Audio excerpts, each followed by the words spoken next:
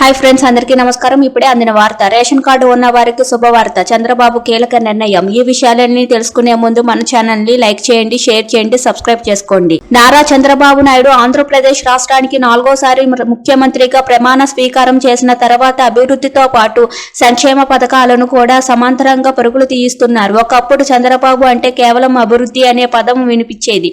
అయితే సంక్షేమ పథకాలకు ప్రజలు అలవాటు పడిన తర్వాత వాటిని కొనసాగించడమే కానీ తీసేస్తే రాజకీయంగా తీవ్ర నష్టం వాటిల్లుతుందనే విషయాన్ని ఆయన గుర్తించారు. అందుకే తన ప్రభుత్వంలో కూడా సంక్షేమానికే అధిక ప్రాధాన్యతనిస్తున్నారు. వివిధ రకాల పథకాలను అమలు చేసుకుంటూ వస్తున్న ఏపీ ప్రభుత్వం తాజాగా రేషన్ కార్డులు ఉన్న వారికి శుభవార్తను వినిపించింది. గత ప్రభుత్వ హయాంలోని బియ్యంతో పాటు మరో 2 స్కూళ్లకు మాత్రమే అందజేసేవారు.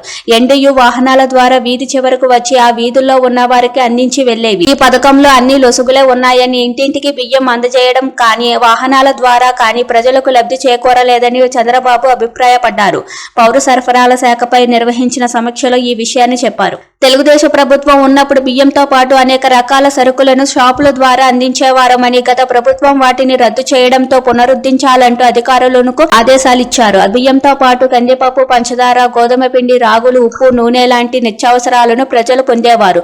వాటిని మళ్లీ అందించబోతున్నారు. ఎండీయూ వాహనాలను గత ప్రభుత్వ హయాంలోని బియ్యం స్మగ్లింగ్ కు ఉపయోగించుకున్నారనే ఆరోపణలు రావడంతో ఈసారి సమీక్ష నిర్వహించే సమయానికి ఈ వాహనాలు ఏం చేయాలి, రేషన్ డీలర్లను ఎలా ఉపయోగించుకోవాలి అనే విషయాలపై ఒక స్పష్టతతో కార్యాచరణ ప్రణాళికలతో రావాలని ఆదేశించారు.